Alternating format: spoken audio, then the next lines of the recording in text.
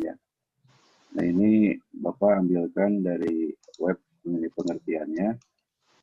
Di sana ada yang namanya prosedur kan ya. Kemudian ada perancangan, kemudian ada standar, kemudian ada inovasi teknologi, kemudian yang poin kelimanya adalah efisien dan efektif gitu ya. Nah itu mengenai metode konstruksi. Nah kalau di urut lagi per poin, coba ke bawah.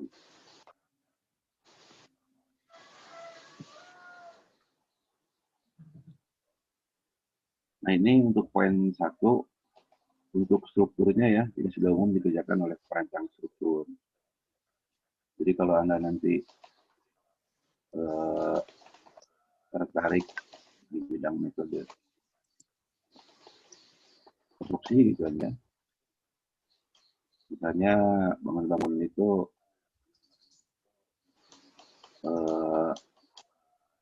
akan dibuat dari beton-beton precast gitu ya. Jadi yang dicetak dulu di tempat, kemudian dirakit di lapangan. Nah, itu kan harus dihitung dulu ya ukuran strukturnya. Nah, itu sudah umum dikerjakan oleh perancang struktur. Tapi yang berkaitan dengan metode konstruksinya masih terbatas ya. Tenaga struktur untuk metode konstruksi kan ya. Kemudian yang kedua juga ini sudah umum dengan kemasan metode pelaksanaannya. Jadi kalau Anda buka web di internet itu, judulnya metode pelaksanaan, tapi isinya lebih mengarah ke metode pekerjaan gitu ya. Jadi ini hati-hati Anda dalam menerjemahkan metode gitu ya, seperti Bapak sampaikan di awal, ada metode pelaksanaan, ada metode konstruksi, dan ada metode kerja gitu ya. Nah kebanyakan metode kerja itu dikemas judulnya itu metode pelaksanaan, padahal beda gitu ya. Nanti kita lihat di materi yang keduanya setelah ini gitu ya. Kemudian standar gitu ya. Ini Bapak mohon maaf belum diedit jembatannya ya, harusnya gedung ya. Jadi standar untuk bangunan gedung memang sudah banyak sekarang ini ya, tapi untuk jembatan memang masih terbatas gitu kan ya. Karena jembatan itu baru berkembang setelah ada jembatan layang gitu ya, atau elevated gitu ya. Jadi berbeda dengan gedung yang mulai dikembangkan itu tahun 68 gitu ya. 68.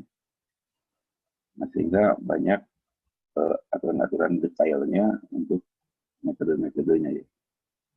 Nah, untuk jembatan ini sebagai pengetahuan Anda saja, jembatan yang di Bandung yang jembatan layang itu ya, jembatan layang Supati itu kan cikal bakalnya adalah jembatan Balerang yang di Batam gitu ya, yang dibangun tahun 95 gitu ya, di Bandung tahun 2002 atau 2001 gitu ya. Dan sekarang sudah banyak jembatan-jembatan tersebut dibangun di wilayah-wilayah Indonesia Timur gitu. Nah, kemudian yang poin keempatnya adalah teknologi baru gitu. Nah, ini sudah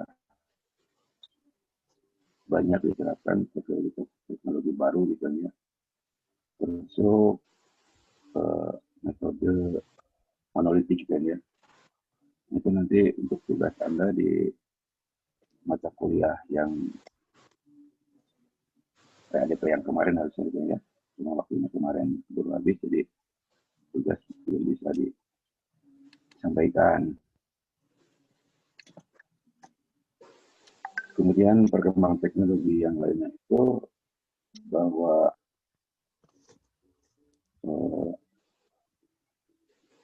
seperti eh, sangat-sangat pelumnya saja ya.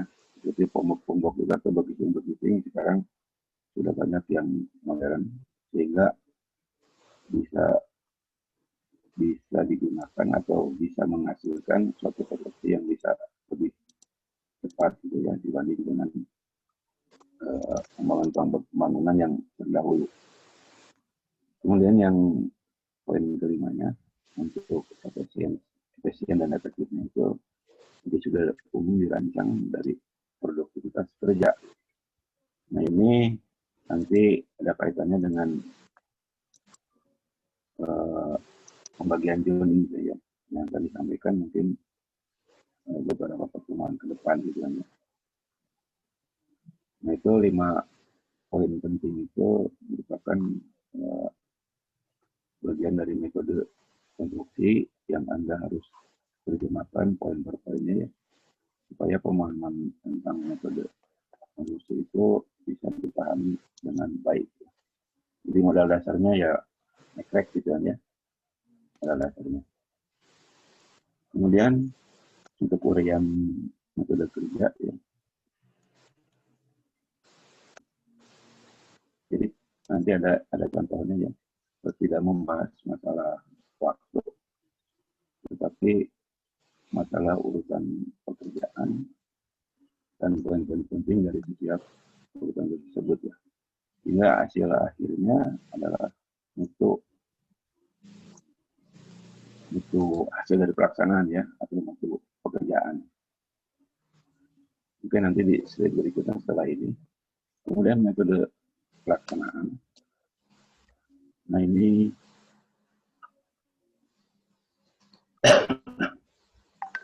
mengenai metode pelaksanaan.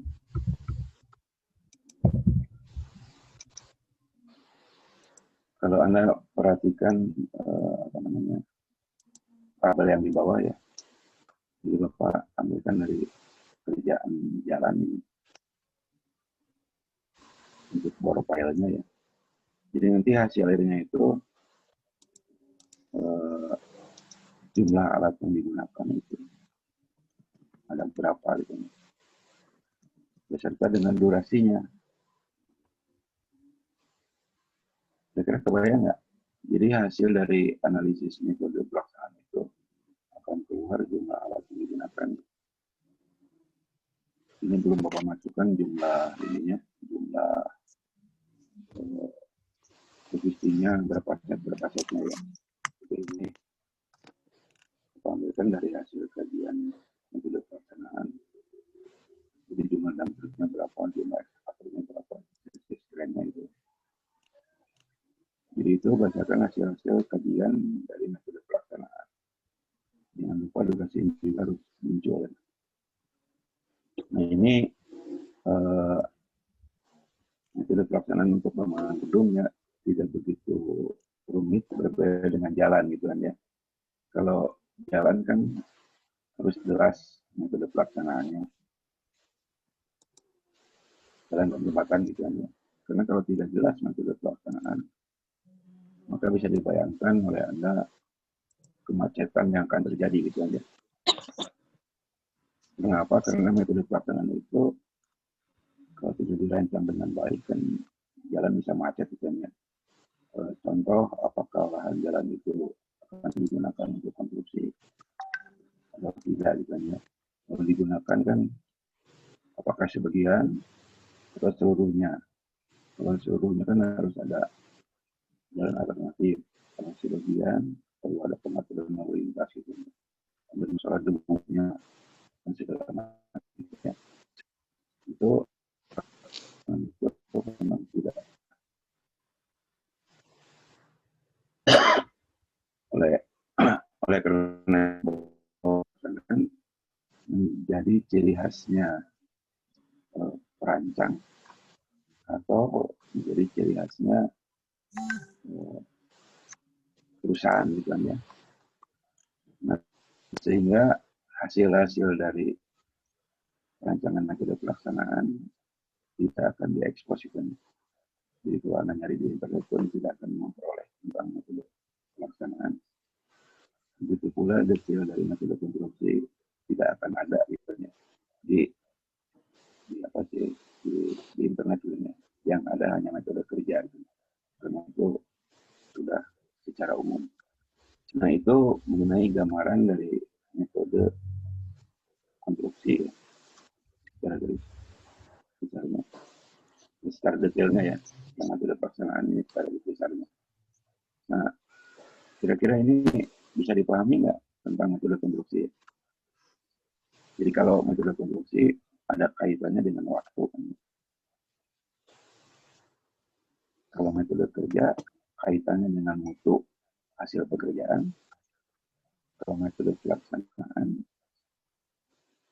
kaitannya dengan waktu dan jumlah sumber daya yang akan digunakan. Jadi, tentu saja pada akhirnya ini akan berkaitan dengan biaya.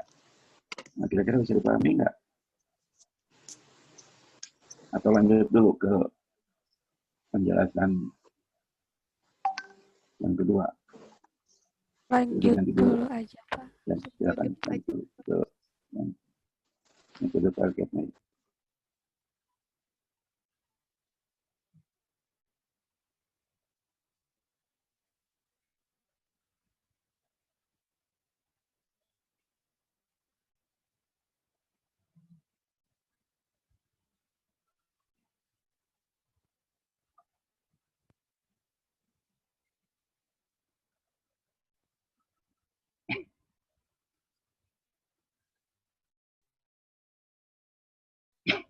Ini Bapak ambilkan tentang metode kerja dari kontraktor-kontraktor yang besar juga ya, yaitu PT, pembangunan perumahan, dan kontraktor Jaya Konstruksi ya, jadi anak perusahaan adik karya gitu ya.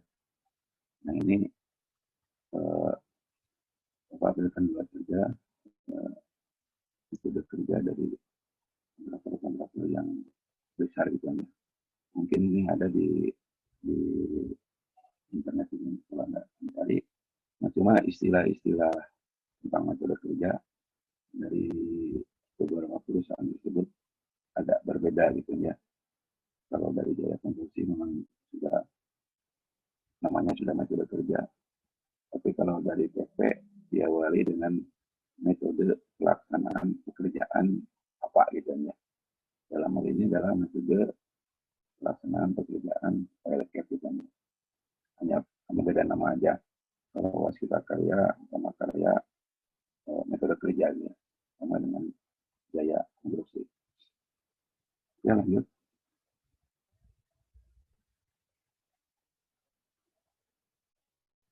Ini contoh dari PP untuk proyek. Jadi setelah portfolionya itu di apa namanya dicor gitu ya, kemudian dikali ada pasti tertentu, tentu saja dengan proses pengukurannya. Terus ke bawah lagi.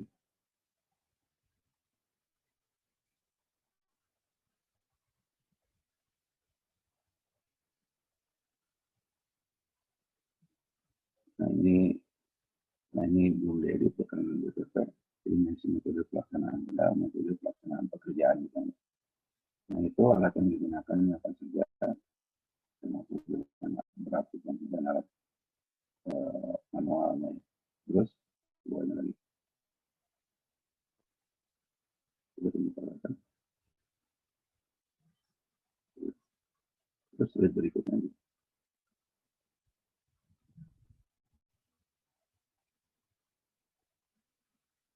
Nah ini materialnya. Ini juga Bapak bisa memilikinya. Ini material bahan-bahan yang digunakan apa saja gitu.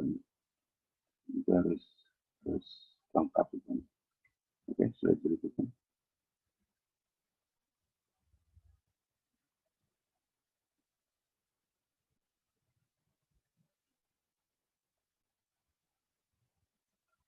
Jadi kalau dilihat dari prosesnya kan dari persiapan dan pengukuran.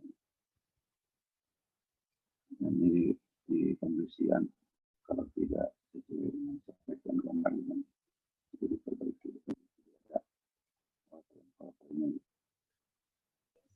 Bapak maaf, suaranya kurang jelas, Pak. Kurang jelas. Nah, ini Iya, internetnya Pak. sudah mulai. Oke, maka pindah ke ini ya. Ke apa ya?